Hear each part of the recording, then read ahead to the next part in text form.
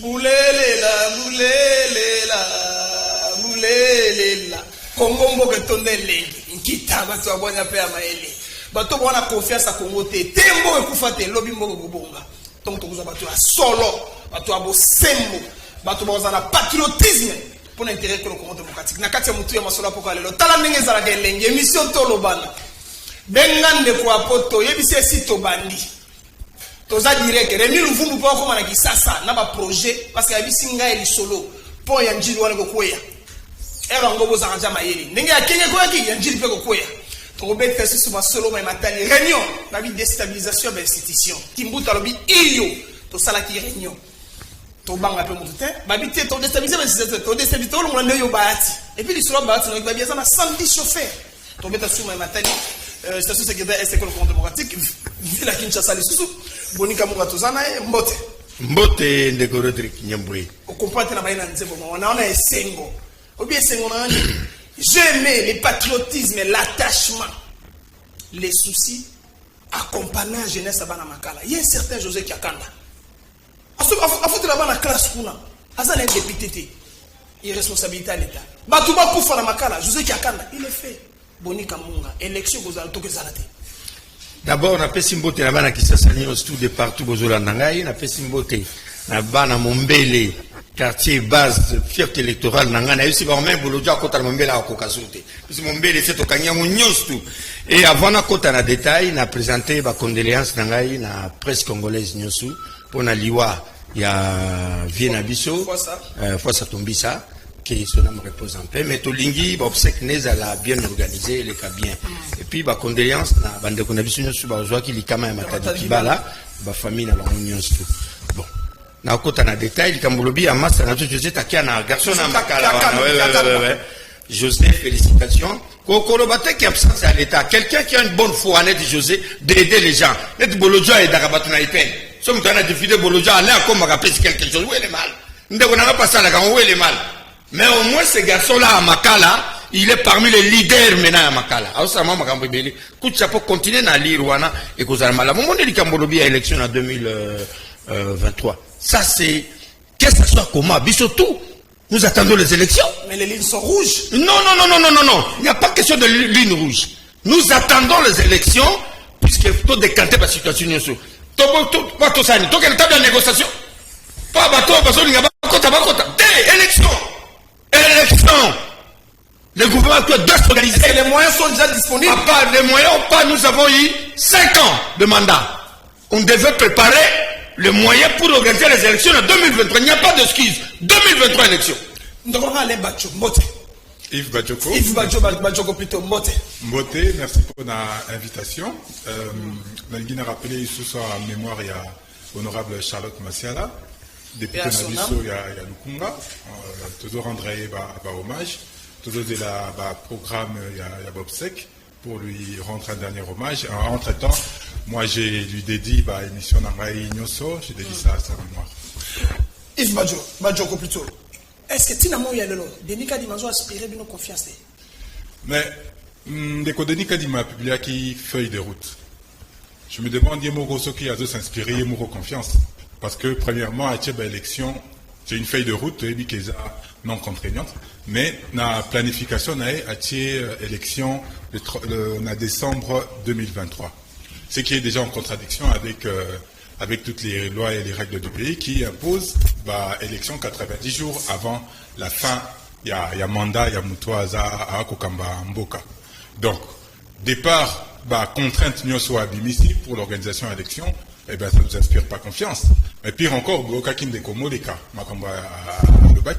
que ce sont des gens qui appartiennent bel et bien à l'UDPS de manière active.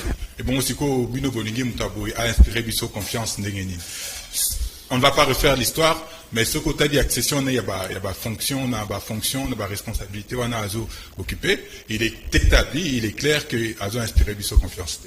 Merci beaucoup. Et c'est que tu ça base, c'est que c'est élection crédible. Tout ça l'élection te reçoit pas sous maquilla. Tout ça l'élection te vous allez résister d'une charge de combat. Alain Bolodjo, qu'est-ce que tu penses par rapport à fait de route publié par Denis Kadima? Oui, on a présenté na bakisipe ngoko na ngali kolo ya onde kwa otokoloba na présenté ma condoléances na bandeko na biso ya SID, la Muka, bango nyonso et puis la famille Masiala. Masiala ndenge bakufeli maman Charlotte la yemuto toyebi. Et puis na présenté pe ba condoléances na ba famille nyonso o bakufela ki bandeko na Matadi Kibala. Waneza quartier commune na yebi bien Mongafula. Et puis na présenté ba condoléances na bandeko nyonso ba continuer kokufa na ba bandeko na ba kokufa na ba Beni. Aujourd'hui, même na Ituri, il y a eu beaucoup de morts, bien que le gouvernement Azako apparaît de plus en plus responsable, mais du moins, na CPLI, na ndenge bazwaki quand même engagement ya kokunda. Bandeko na biso na cercle, pour tout le monde a mingi ba officier militaire, ba soda so ba kufi, ba tcha ba on a ba sac, mais cette fois-là, au moins ba tcha na cercle, pour tout tchaki ba on pression. En tout cas, nous sommes là. Par rapport à la question yo posée, ndeko na ngai, Bozela 2023 ezala bien. Mais bateau balako bongisa 2023 eza bateau balekaki na bokonzi ya kanyaka. Bokonzi ya nyamu nyamo bobengi union dite sacrée. Il vous souviendra que bateau ya IDPS, surtout ba cadre ya IDPS ba ebisa bino, il y a eu une majorité artificielle, majorité factice. Bateau bazaki élu te bazaki proclamé élu par la seule volonté ya Kabila. Kabila avait le pouvoir, il y a coupé sa nanga injonction pour appeler sa majorité plus de 350 députés. Élection Salamaka le même jour, même bureau à Séné, même circonscription pratiquement, même machine à voter, même bulletin de vote parce qu'il y avait 3 coupons. Nyo se Sama le même jour. Pensez-vous vraiment que Nanga Zaïka n'a pouvoir appeler sa Kabila majorité et nous avons comme ça Félix Sekedi président? Pour le lot de Tamasola 2023. Mais c'est dans le même décor. Et puis, Nazar au cas, moi, Ndegeni Bandegonabiso à IDPS, Ayen, Azolo Banabino qui a lingui, que l'élection ça malheureux. Mazar au Bosana. C'est vrai, on comprend parce qu'il y a dans Libanda, un souci dans le peuple, tant qu'on côté, on a changé. Mais Nazar au Bosana, que bateau, on a posé l'élection ça le matin. Monsieur Félix Sekedi. Comment ça? On a posé l'élection ça le matin pour Anganza Mawan. 2, les députés nationaux. Le roi va dire qu'il jamais va préférer que l'élection soit maté pour Bamba Oumela. 3, les députés provinciaux. Bazako Ligaba glissé n'est pas rendé Gimbuta Baglissaka. 4, le gouverneur. 5, les sénateurs. Yébisaka Batouana. Bakolinga que Marambé ça mais élection ça ma pour que Marambé change. Non, Bakolinga jamais ba élection ça parce que ceux qui ba élection ça mi bango bakozala éluté. Mais quand on dit les décors déjà plantés, qu'est-ce que tu voulais dire juste à l'évolution? Naïna le bac, M. Félix, c'est qu'il a la génétique, à la abotami na bokondi amabe, na élection amabe. A kolinga élection malgré ça amate, élection au sa maga qui a la suite que ceux qui va publier résultat, bakocha kombo na yi. Ata soka obima na 2 voix. Oh nanga junior bache, asa la formule nyonso ya lingi, l'essentiel que yaza na pouvoir. Ce qui veut dire que vous atteindre jamais vos objectifs fonctionnels. Merci beaucoup. Nous sommes dans Colombo. C'est pour nos commis aux hommes sur l'émission de l'homme. Et Moutouné Zaboué, Alain Boulot Djalobi Boué. Aza certaines élections en 2023. Parce que les décors est déjà planté. Lorsqu'on va au niveau constitutionnel, Mouta Félix. Et puis Félix a beau terminer l'élection à BNT. A beau terminer l'élection à Niamou Niamou. Bazobi Batoubango Bango na Kabila. Oui, mais Alain Boulot, tu penses qu'à Kolobani n'a pas Wana, Zazola Moussana ya opposition et bisoto toponi démocratie et il faut montrer mon s'exprimer à la qui s'est les conditions à Monique et Zali Malamu c'est dans la contradiction que Togotonga Mboka mais le plus important c'est que Seni Asala Moussala Oyo a Bengami Asala. Alors montre à Félix dans la cour constitutionnelle je crois que mais ça n'a déjà je me souviens même d'ailleurs bande où il a fait cesser bande qui kolobaki bango bazo reconnaître Kurwana théâtre tongo tipo comme me kololeke wana monika ka était ba pesa kabiso maladi akobosana bakeli sona Kurwana donc le plus important il s'engeli battre à pression ndenge bazali kotia ça fait partir na bolamu ya démocratie souhait à Batunion Suzali à Tokinde na élection parce que si vous regardez notre pays est problème tout ça nango mingi ezali makambo ya pouvoir pouvoir. Même préambule la constitution na biso, ce qui otangi yango komona keno, il est côté qui bato basimba mandu qui ba seza makambo bewana. Donc nous ce qui nous intéresse maintenant ezali bazali kokamba seni aliwana pour continuer le gouvernement bataire politique parce que les élections les acteurs politiques bazana part na bango gouvernement bazana part na yes bazuzi bazana part na bango ensemble mettons-nous to kende na ba élection to respecter cycle oyebi babomaki ba bilenge mususu to tambolaka na bango na 2018 pour kenda qui était pour comme ba ministre non mais parce qu'ils ont voulu juste rappeler le délai prévu par la Constitution. Donc, na respect, na mémoire, na bango, et ba Rossi, ba Thérèse Kapangala, nous, partis na biso Congo en avant, nous pensons que non, Bachagnon sont en place pour être des élections. Mais cela n'exclut pas que l'opposition, basa la moussala na bango, il y a pression, parce que partout au monde, processus sous électronique crédit à 100% et à la carte. Au Manakia aux États-Unis, au monde qui même vraiment la vieille démocratie. Bon, on a dit Trump et consort. Nous voulons que nous, la part l'essentiel de l'élection. Bonika Munga, Yves Badjokolobi, contradiction, et ça déjà fait des routes présentées par Denis Kadi. Motuna Mibale. Alors, bango jusqu'à preuve du contraire, bazoas. Nous devons nous faire bango confiance pour na bango c'est que les bâtiments à côté, bâtiments à neutre, à organiser des élections là. Bon, merci. Yanaina rappelé de Grana Bolodjoa, Nazong Sema Moukenanzela. Je n'ai jamais été membre de l'IDPS, mais je soutiens les idées d'abord. Il y avait Etienne Tshisekedi et je soutiens Félix. Quand on soutient Félix, cela ne veut pas dire qu'on est membre de l'IDPS. Pour nous, on a un contexte, on a mis l'air, surtout en face de M. Balé. Mais là, on a ce là que, yo, surtout on a plateau, mais il y a une position là. Ça, je me réjouis de ça. Mais que ce que tu as plateau, on a contré. Donc, pour toi, tout ce qu'on fait dans ce pays, est amabé, est amalamouté. Si c'était toi, mais si c'était toi, moi j'allais aussi me poser.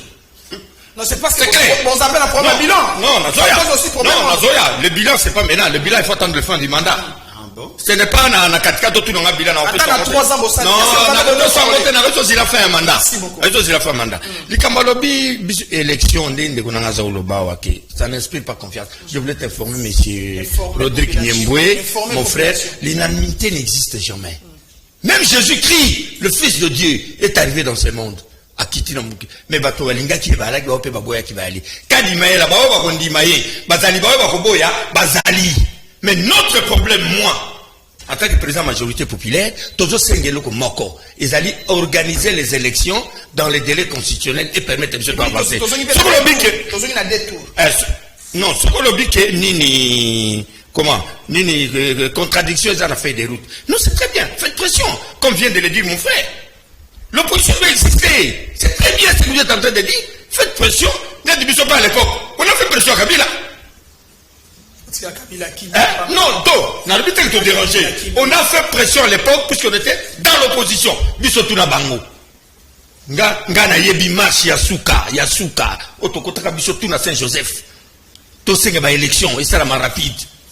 Bien le pebosa la yango, c'est pas mauvais. Mais sache que bisotozo réclamé. Puisque Bishop Petoza pour ça qu'un jour beaucoup est changé. Nous réclamons les élections. Qu'on ne veut pas 2023, il n'y a pas de pardon. Il faut qu'il y ait élection. Cela ne veut pas dire que quand on soutient Félix, ou bien quand on est dans l'union sacrée, on doit soutenir des thèses aux élections Salamata. Nous disons non. Élection fait Salamana 2023. Inspirez nos confiance ou pas pour nous, les élections 2023. Merci beaucoup. Yves Badjoko. Pour aniter vos propos, de vous donner ma confiance, en tout cas, ça l'élection. Mais bon, surveiller la liste, point par point. Et Seigneur, il sa population. Ma contradiction est Zawapi. Et puis, qu'est-ce que vous voulez au juste? Mais, oh, Bissot Olingi, ils clair. Bissot Zaba républicain, on se positionne des types républicains. Bissot Zaba élection, ils ont la consensuelle. Et les Kanana Kinya, et les Kanana na unité. Parce que, bah, élection, ils appellent occasion pour Namboka et s'unir derrière des valeurs, derrière aussi Moutou, Oazana ambition pour na Yako Kumba Mboka. Mais na aucun déco boni à Zoloba. Et c'est ça le drame avec tu as UDPS, tu as Union Sacrée où tous les partis satellites et associés. Mais dès qu'on a lobby que la feuille de route, la Denis Kadima, l'élection est prévue le 30 décembre 2023. Ce qui est contradictoire avec la Constitution et avec toutes les lois. Mais au lieu de rencontrer un point, aux autres, ça m'a tous à la pression.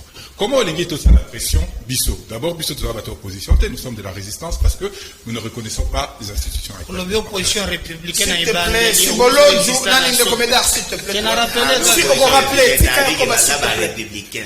Il a lobby que Bissot doit pas républicain. Non. J'ai dit doit pas républicain. Il faut qu'on l'en Donc voilà, je continue. Il fallait rencontrer Bissot dans l'élément. Je ne peux pas vous rencontrer. S'il te plaît. Mais alors, ça ne sert à rien, il y a pour débattre. Non, il faut rencontrer. Il faut protéger Voilà. Donc, il y a un moment dans Koloba, Denis Kadima, il n'inspire pas confiance. Lorsque les prémices sont fausses, la conclusion sera forcément fausse. Comment Binobo présenter Bissot Denis Kadima comme étant un super expert, mais il n'arrive même pas à aligner une feuille de route avec les institutions et avec les lois et les règlements du pays. Alors, on a confiance. Comment est-ce qu'on peut parler de compétences déjà en partant de cet aspect-là? Feuille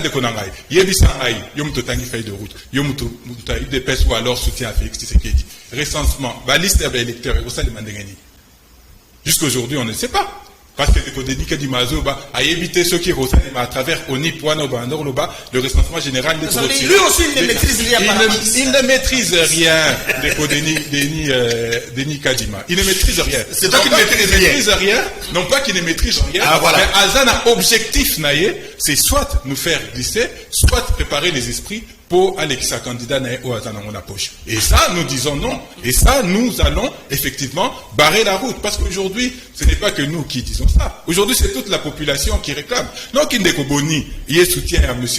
Félix Tshisekedi, Azo espérer Mboke Bonga. Ozo aberration. Alors que Moutou Azo soutenir Azana pouvoir. Oulia et Sabiso, voilà ce qu'on a fait. Poto Memamboka a tel objectif, mais hier Azo espérer, alors qu'Aza déjà en responsabilité. Mais Azo continue à espérer Mboke Bonga. Voilà ce qui produit l'IDPS. Alain Bolodjoa, l'IDPS au pouvoir, ça veut dire que l'IDPS jusqu'à preuve du contraire. Ils sont à stabiliser le pouvoir, sa partie. Est-ce que le pouvoir est-ce que faut que Naka n'a pas contradiction à tes saboter à la démocratie? Où est l'intérêt de la population démocratique? La population souffre. La population zangi mino. La population zangi lotiniki. La population zokufane bakufana mataliki bala parce que on nous met des ministres bachekulaires bataba bien ça mettre dans le gouvernement. C'est ça la suite. On met des conseillers bataba échafaudage. C'est là. Quelle est la place de la population dans Nyoso Tozoro L'évolution? Ndeko Nangai, j'ai aimé surtout la conclusion de Ndeko Nabiso. Yves Bajoko.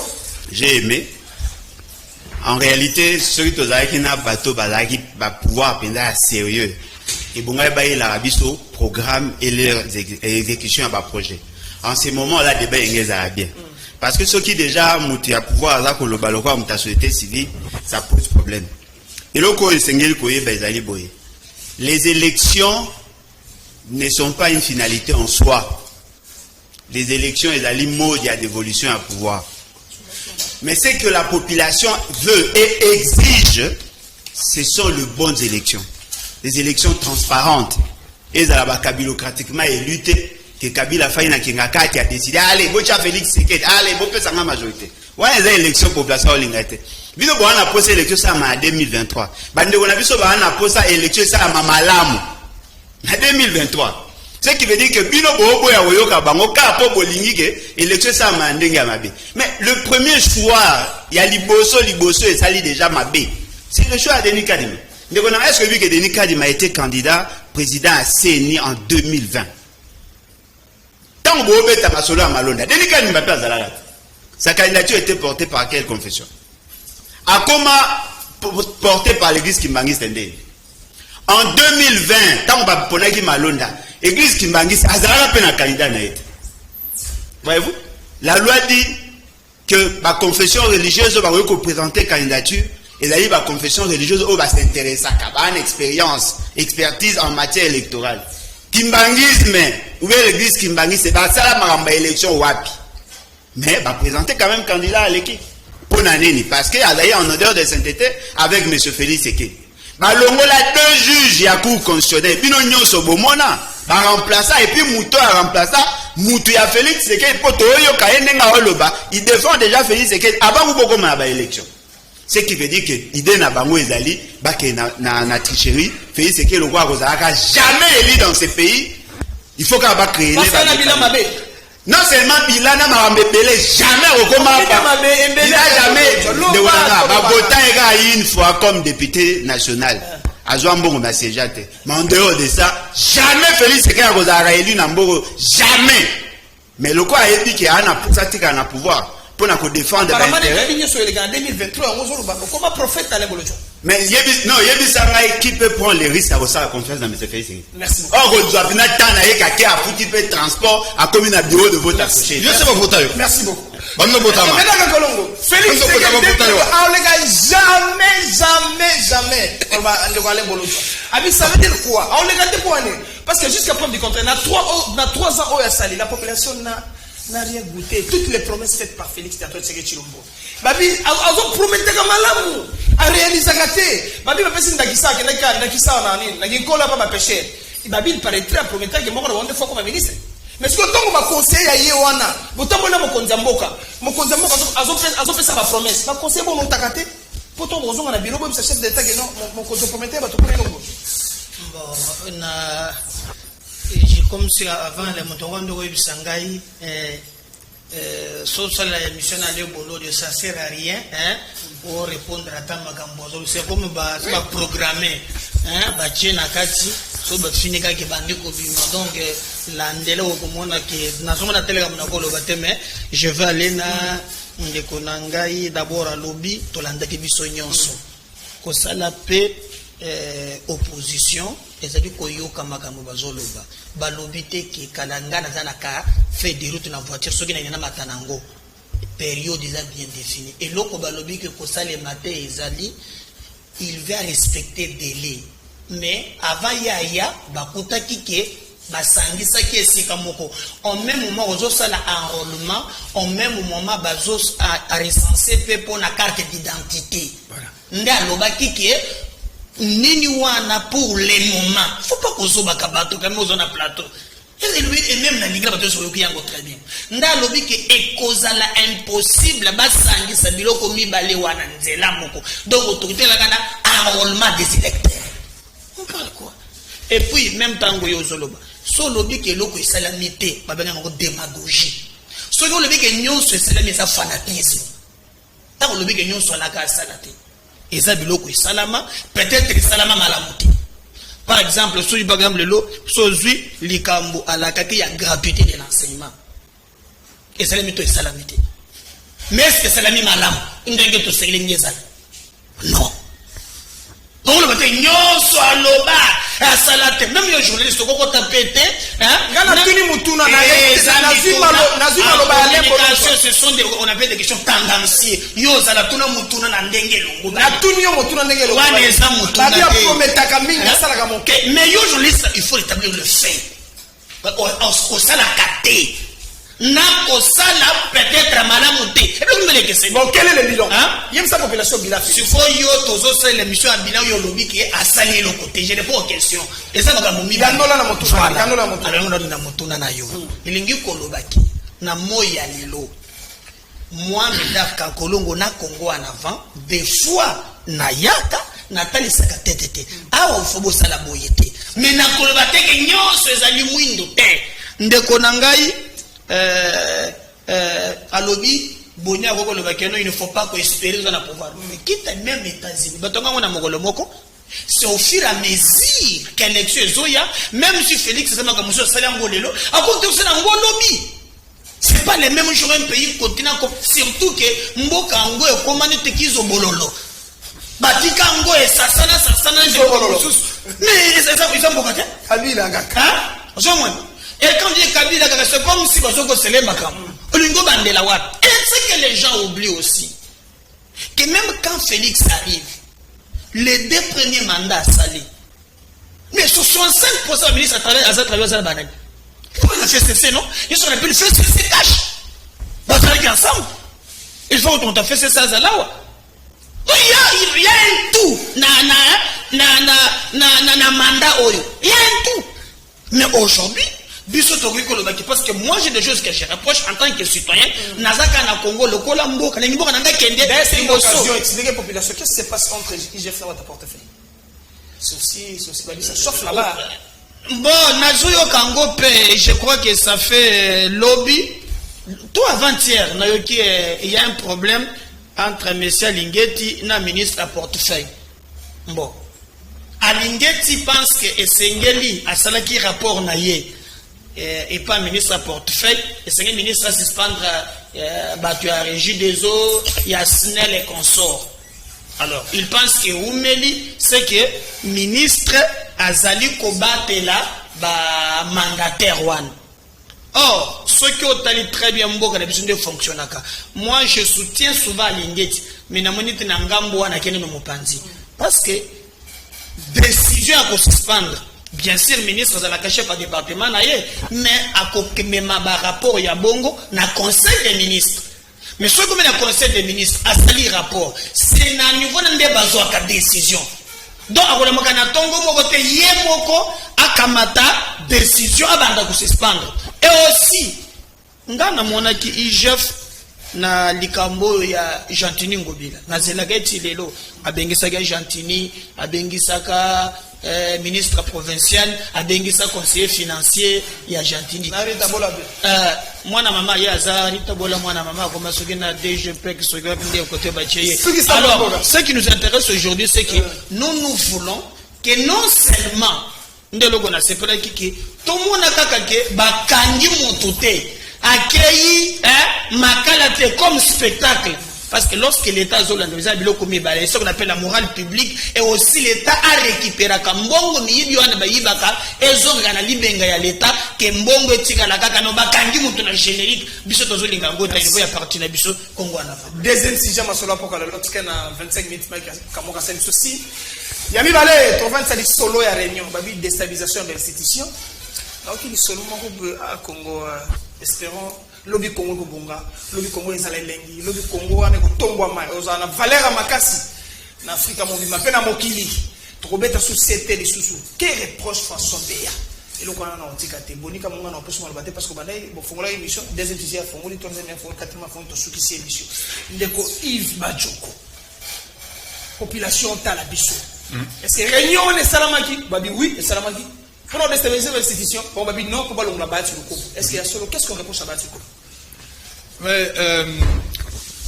Mais éviter ceux qui t'auront abordé question dans le sens parce que le but de déstabilisation de l'institution. Mais on a tenu déjà. Est-ce que l'institution est stable dans le Bokonabiso? Est-ce que l'institution ont fonctionné?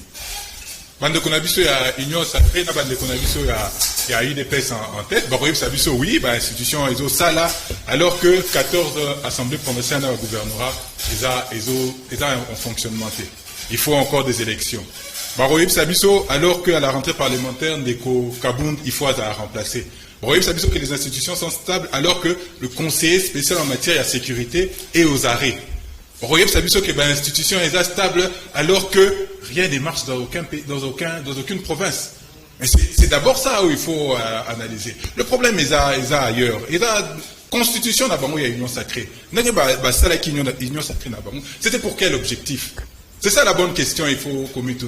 Une constitution et union sacrée, c'est pour nous préserver l'intérêt individuel, pour nous préserver l'intérêt personnel. Et c'est ce qui continue, agitation ça ne peut pas permettre que Mboka Itamboula Nandenge et Sengeli, mais la réalité est là, les faits sont là. Qu'apporte le Sénat dans Mboka Nabiso? Qu'est-ce qu'a apporté l'Assemblée nationale? Oui, puis débat tout ça là. J'aimerais bien n'abandeko kankolongo tout ça là débat autrement. Aïe Sabiso, voilà ce qu'on pense pour nous financer l'économie. Voilà ce qu'on pense pour nous financer gratuité. Mais ils sont toujours dans des discours un peu vagues, toujours dans l'excuse. Ote ndeko Tshisekedi ya Salakina bandeko oyo ya FCC. Mais il avait la latitude de dissoudre l'Assemblée nationale.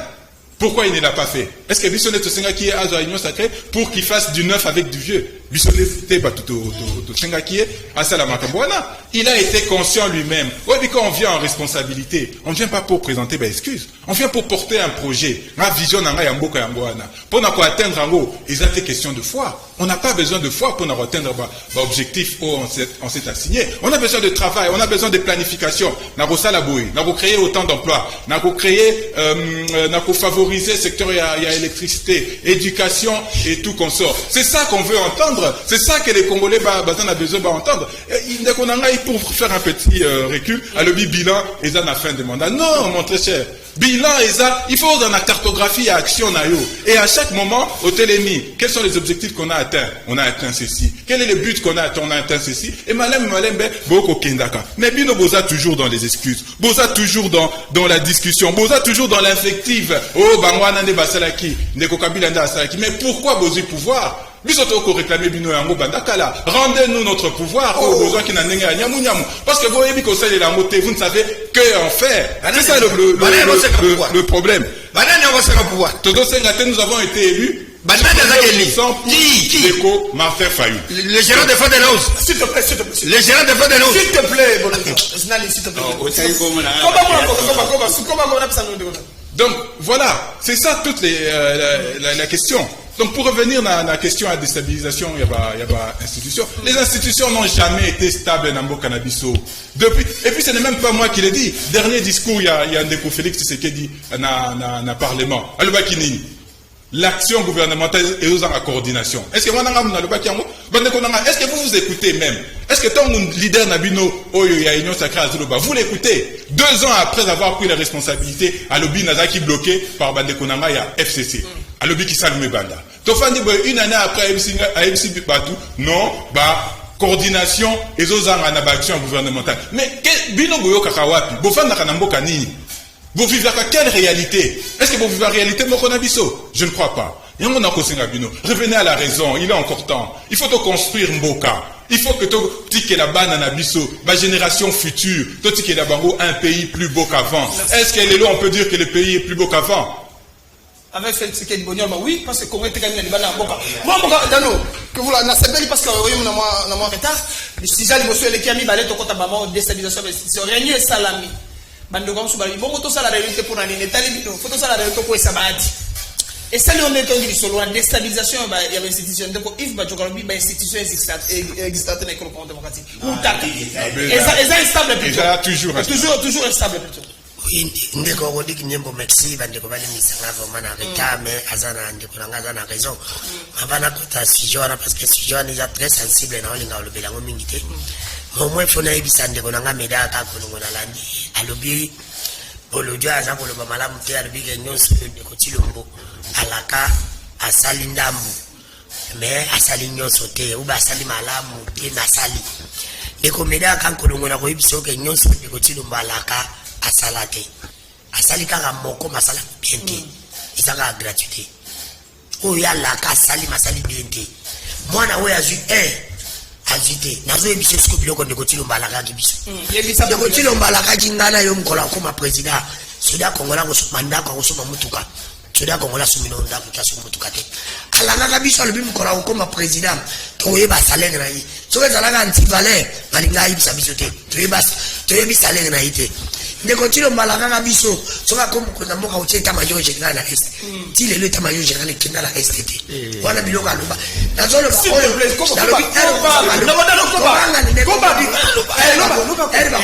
ba baye bisangai oyo ngala lobi na kosi e baye bisangai mususu za soni na prometa de continuer ba bisa biso comme ko mboka to comme ba millionnaire comme ba millionnaire te de continuer ba bisa ngalo te ça comme président ça sur le moto.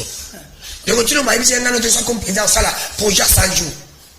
Alors ça la projet de légitimité. Donc comment on a la colba? Oh il y a le bas salati. Oh il y a le oui. On est bien ça que non. De mon anga na zamana. Kotana na zamana. Koba mona. On est bien ça que non. Que wana zaba projet. Oui. Mutu soka komi mutava koma na place. Azala kana idée na ikenga na roya. Ya ko sala projet par exemple ya 5 chantiers. Na mandala nga 5 chantiers wale kozala pona banzila. Apesangona kométage nango ezate ko komi na pouvoir Et là, comme je suis plutôt, il y a comme qui chasse 100 trous, qui chasse 0 trous. Après, moi, Jésus, qui chasse un péto. Par exemple, dans le pays d'Andengo, il y a un biso qui bouge. Quel de côté le mago, ça qui bouge. Non, ce n'est pas ça. Elle a Zala qui est en opposition. Elle a campagne, nous avons tout ça. La salité. Alors, je toqué dans ma gambo Italie au lobby, de combattre le bibon. On a fait ça, bande de Kovani Bissangaye. Dans la modèle, je peux pas parler de bâti. Parce que ma bâti, c'est pas tout ma modèle. Ma bâti, il faut que je sois n'a pas pour pas tienne. Parce que là, me Congo, et ça va nous belé la vie. Et bah, on va passer Congo de l'autre côté. Parce que je me rappelle, elle, Kabila, le père, il y a qu'à béga, Bamouti, c'est mieux, c'est belé. Aïe, c'est bon, vous avez un nini. Peut-être tout Kambuka. Bâti, il y a un guillemets, d'abord, on continue à la $100. On a la $100. Mais après, on a le bâti comme l'année. Les lots battent comme mais on dit qu'il y a des lots comme ça, et pas de côté de moi. Les bâtiments, c'est pas bâti. Non, mais c'est les bâtiments, on va réduire le ministère, ça on peut béler, c'est là où il gagne l'argent beaucoup. Les colonels, attends, le ministre, attends, la mouquet, bâti à travers la bonne intérêt à peu près. Il y a ça à bâti, il y a ça à bonne intérêt à peu près. Ce qui va le dire, le bâti à monter à banquer, c'est plus. Bâti à travers la cabine. Elle a travaillé la cabine, peut-être bénéficier. Est-ce que vous travaillez dans le côté de votre bénéficiaire?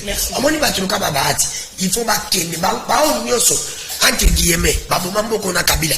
Là, sur la place de Babou. Mais Babi n'a rien eu au Baba Salaki, on n'a pas Kimbuta. Même Sami Badiba n'a pas Zalaki. Non, on dit qu'on a des réunions où le bâtiment combattait. Entre guillemets, c'est le marché sur la. Ils ont qui réunion à Tomalubini. Bati ne respecte pas les règlements intérieurs. Règlement intérieur à la Sénat. Pe Bati, Mongo Oyo ni Messa, Nazuma on a conditionné. Oyo Nana Baneko Zanani, Yambo Baneko Zo. Nambongo Bati Akoza, Pona Benasina, Bati Akoza Mbongo Bele, Akosala Msalate.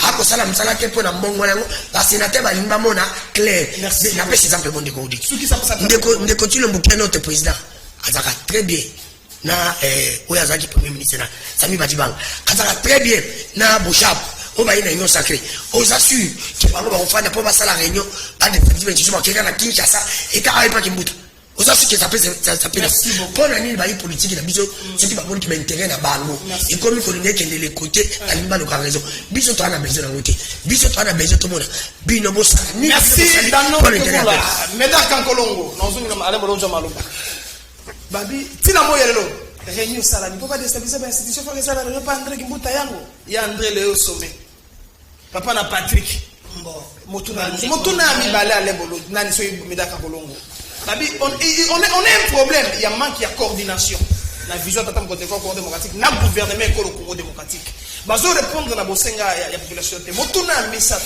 donc babi tina moyelo institution na komata stable na école Congo démocratique te mituna basatu ya non. Bon, tu vas comprendre que monsieur Lelo est vraiment bamba. Donc Félix, ça là qui na programme na étant va payer ça qui alors qui a 100 jours. Hein? Ndé nazo yo kambo batu watande pe programme tango a présenter yango bo biso yango bon moi ne répondrai plus le présenté parce que c'est mélange de tout ça. Je vais me rencontrer Ndeko Nangaye, Yves Banjoko. Donc, oui, moi, je vous comprends. Hein? Je vous encourage. Hein? C'est très bien. Au lobby que l'institution n'ont jamais été stable. N'ont jamais été stable. Bon, je ne sais pas aux autres banines. Bisso, au lobby aux intellectuels. Toponi, ce qu'on appelle séparation et pouvoir.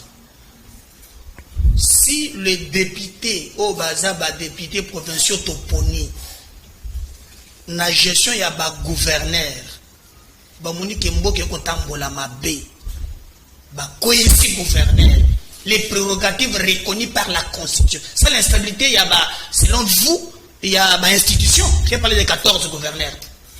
Oh bazabeli balongoli bango en respectant oyo mubek balongoli bango. Nako pese exemple lelo. Maintenant bako sala c'est un public calendrier. Bako sala l'élection ba gouverneur wana. Tu peux surtout ça rappelle ensemble par exemple la série ya Kinshasa. Même j'entends les gars bazaka bako mata 15. Na iba balongola ye. Et c'est un mécanisme prévu par la Constitution. Instabilité sur Ottawa. Selon vous. Donc on pouvait laisser les gouvernements comme des empereurs, Bon, ma province, ceux qui sont députés, ils ont le droit à bango reconnu. Bango va voter à balongo là. Et combien de stabilité? Tout gouverneur a coulé. Papa, nana, dans l'anglo, va dossier, ma dossier sensible. Dis-moi, moi je comprends pas. Et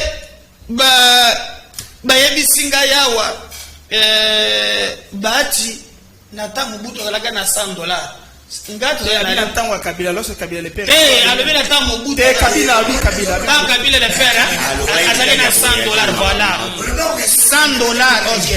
Donc muto kalaga na $100 ta ya mose. Ya bozo le susute.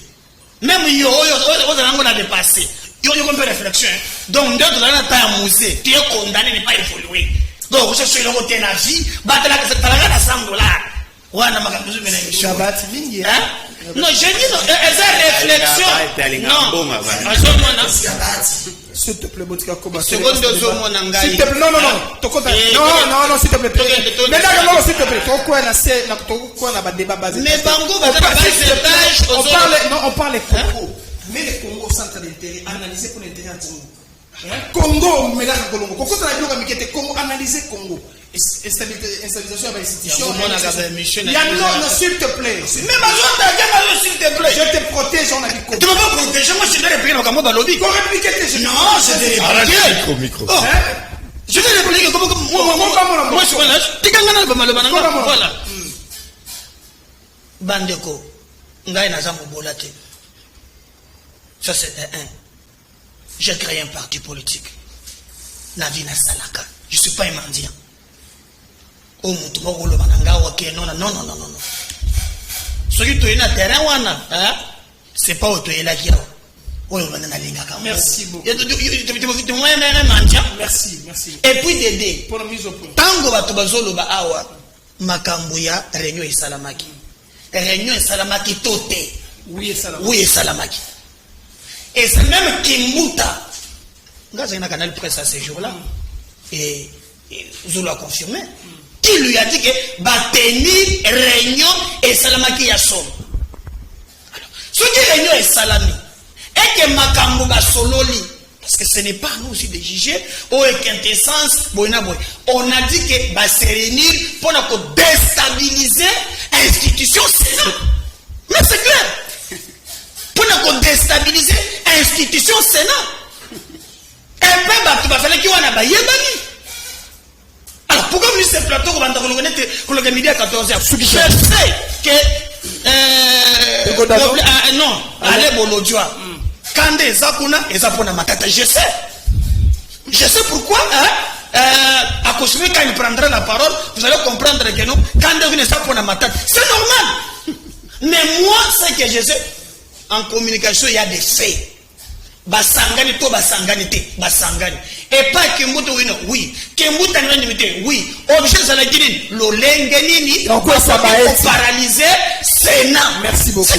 Allez bolocho bango pina ba réunion kili ya Sénango musala pe basala ke mona na gate poni ko sa ba réunion ko pour déstabiliser Sénango pe eko fragiliser ndeko na ngai kokota na lwenge ya ndeko na so yanzo ba kokota na lwenge ya ndeko na biso kankolongo te il est agité pour rien elo nga na kamera bino nyonso biso nyonso netoleka na TV na kamera neni bolinga kolakisa batu bozala na mbongo mutala na mbongo azate mutala na mbongo neto za azate c'est la population qui a l'argent non mutala na mbongo azate botika obeta masolo mbongo ekozala bien bosukaka esika bosuki lokoso ya mbongo mpe esila ate okozala ozano na mbongo mwana lokoso ya mbongo parce que toyebi ke na niveau ya Sénat liste ya bato bafutama sans ke basala na Sénat eza toyebi ba $1,000 ba $70,000 ebimaka kuna toyebi moto akoka na mbongo aza te. Merci beaucoup Ale Bolojo.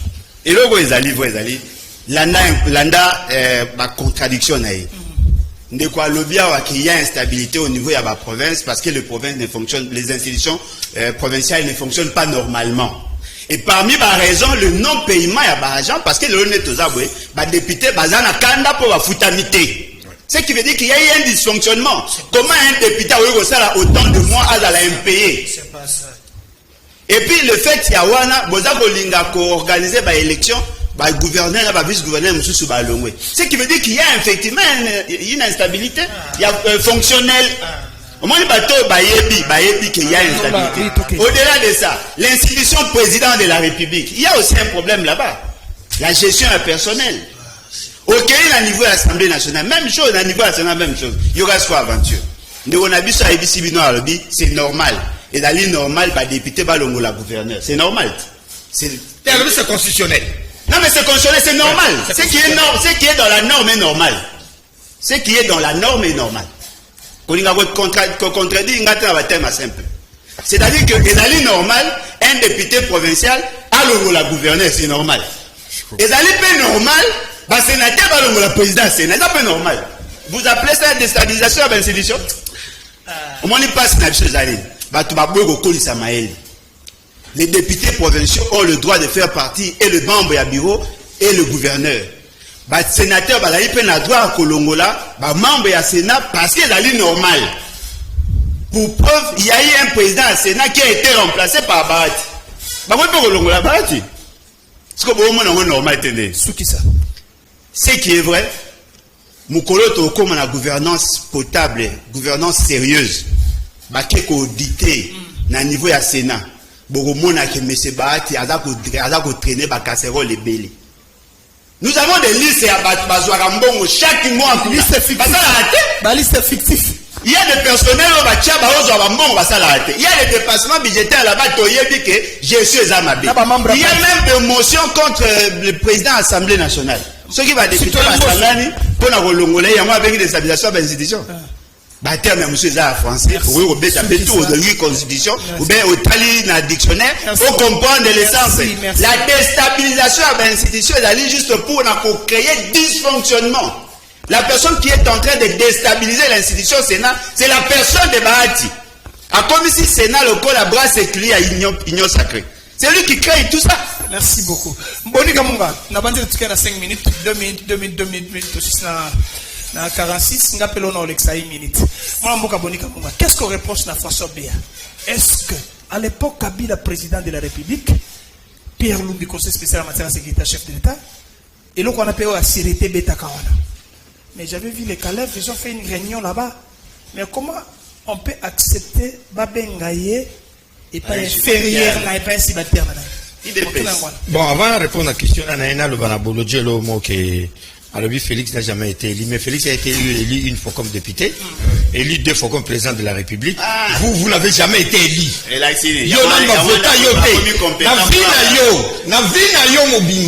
Non, papier mon côté. Mais Félix au moins, attends la députation va voter. La présidentielle va voter. Si Lyon va voter, je suis très fier au moins aujourd'hui. Il reconnaît quand même que vous savez bien que nous sommes promettés à Salaté. Mais on le dit que gratuité quand même, non. Ça c'est quand même bien. Non. Je me réjouis quand même que moi et le bien le salama. Là il rejoint directement la Bécholi, monseigneur. Que tant que le combat moi il y a tombé tapé ma boko. Toi il y a un plateau kaka koloba nyo tout ça ma bêté. Nyo c'est ma bête. Mais au moins tu bolo moi désormais là ndo ki mon plateau parce que yo jamais nima. Jamais nima yo bolo joa. Nola na motuna bon. Là je me réserve puisque les enquêtes sont en cours. Merci beaucoup. Je vais dire ceci, les enquêtes sont en cours. L'année est en train de faire son travail. Merci beaucoup. Je ne peux pas totalement m'impliquer encore. C'est un problème sécuritaire. Et on a fait une nous calme. Aussi là, parce que c'est là. Non, on a pas si Zoé Mbote Tembeto, c'est le Romoko. Merci. Enquête on est ici là, peuple Ayeba, Nini et les Kaki na Kati ya Makambu. Voilà, l'Ikambobi à Sénat. L'Ikambobi a déstabilisé à Sénat. Moi, je ne trouve pas ça comme un problème. Dis, il y a un peu il y a un lui, il est qui, Maradona. Un citoyen congolais, le citoyen du tout. Bamasta basali réunion et pas ya Diandré. Programme de Bango Zaki Moko, Kolongola, Bati suite ya mes gestions, ya Sénat. Mais c'est simple. Où est le débat? Moi je pense qu'on a tout le monde débatté.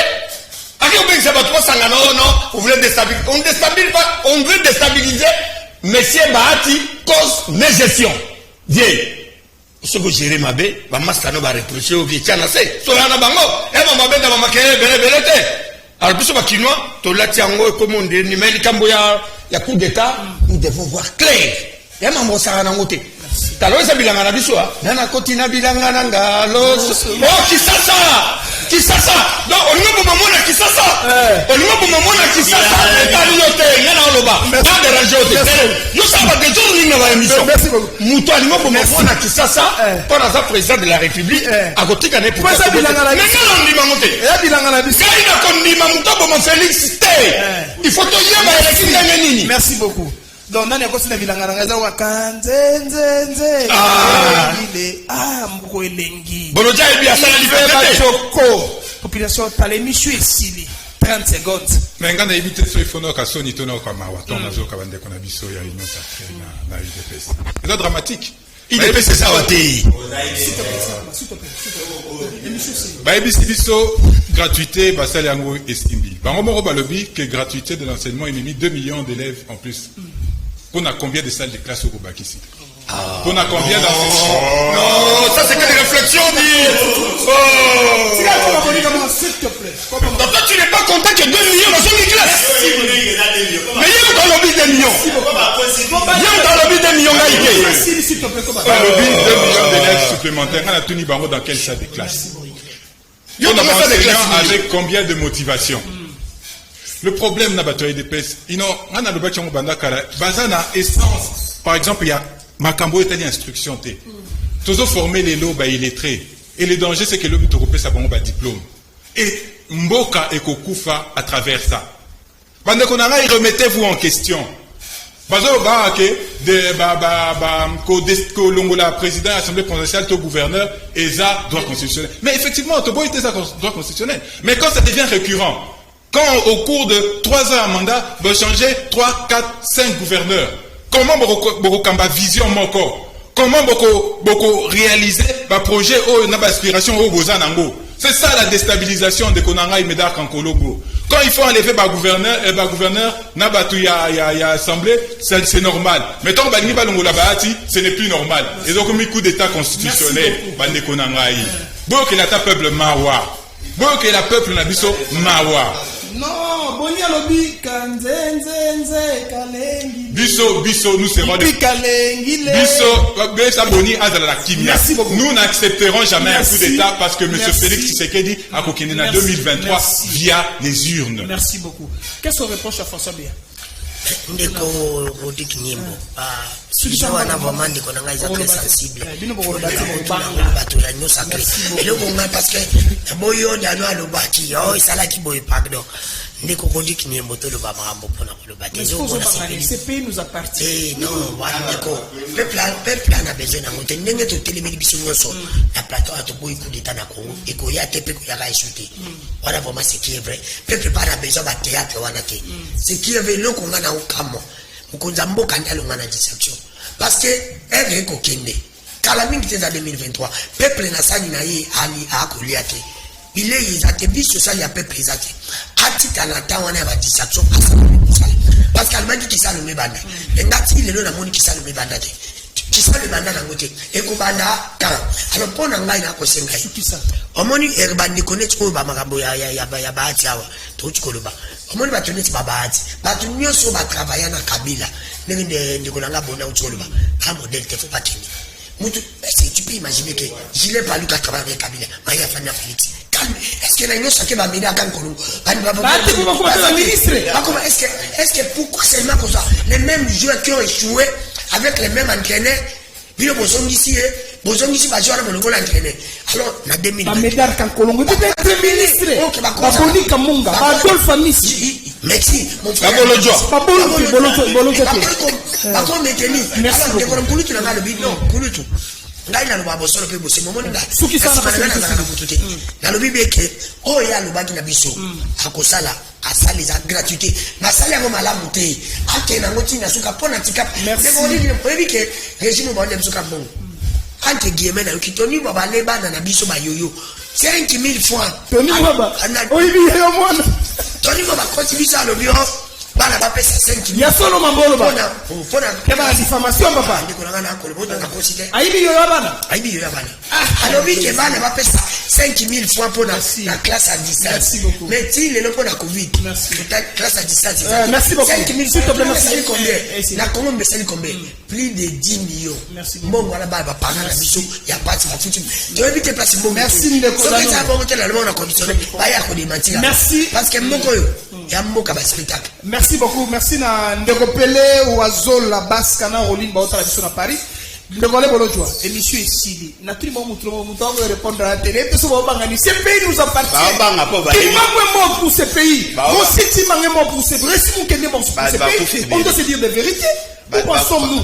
Même J'ai donné des exemples, mais na moni boni. même Kalami il t'a bombardier par militant IDPS. Va pas vous faire pour la. Merci beaucoup. En tout cas, ce qui est vrai, c'est que c'est quand même décevant de voir Baolinga une chose de son contraire. Baobina Binawa que ministre Nani IGF à Salah bien à Senga qui va suspendre membre du comité de gestion il y a quelques entreprises. Le coup est là que touché par la FDCA à Moniango que IGF a bêti ma bé. Au moni, c'est-à-dire que Bango va défendre l'intérêt na Bango. L'IGF fait son rapport. Bino beaucoup misakaye, mais le coup est touché par la FDCA, Bolobi qui place sur un assailli mabé. Vous défendez les individus, vous défendez la cause nationale. Même chose avec la question sécuritaire. Ndeko Nangai, il est vrai que Mouto a la conseiller spécial à Koyoko ça la gaffe. Mais le lengue à Koyoko a quoi entendre et ça ils ont ça les matés. Faut une commission. Parce que effectivement c'est ça la pratique. Faut une commission. Basali Angote, Balini n'a pas l'intention à humilier. Mais au regard de l'information, jusque là, je ne vois rien de grave. Non, Merci. Twitter, c'est pas comme ça on doit humilier les gens. Ça la effort à couiller, à gérer, à peine Nathan, à eu bâtir une adhésion, à eu besoin de la paix, à Colombo, président ya Congo en avant. Je vis naître. J'espère que bato nyonso baoki makambo ndeko alobi awa akozala na capacité quand même ya koprouver yango moi mingi ce n'est pas le temps de kolobela yango na koloba te chaka émission koleka bato bako enregistrer yango ya mibale s'il te plaît sika ko ba mais pourquoi tu t'agis komba mona mboka intimidation yanga moko non merci yanga moko non merci s'il te plaît sika meda ko quand tu parles là tu galikimia tolérance à je veux t'intimider pour commis nani oza je sais pas pourquoi et monsieur Sidi non mais quand tonga na lobby abandi koloba quand il a parlé ça kimia non mais quand pourquoi on ndeko kankolongo soka loba zalaki je n'ai rien il y a pas ça kimia tongo loba ko ba alem ndeko et puis Dédé ngai nali kosala politique nazo pesa ba fait est-ce que pour na suspendre le ministre, tout ce qui se passe là bas ministre, ben on a conseil des ministres. Quand il ramène ça au niveau de la partie, et triste que même sur le plan il réfléchit, ça biaisé. La suspension. Oh la suspension, c'est une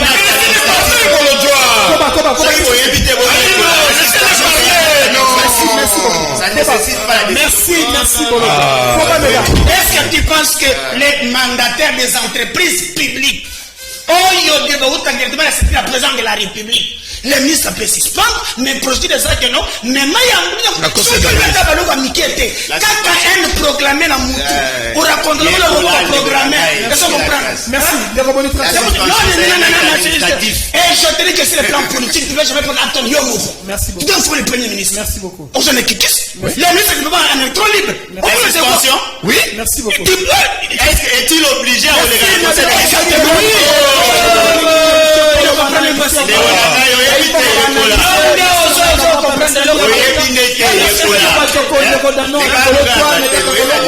Boni Kamunga. Merci na bandeko apoto.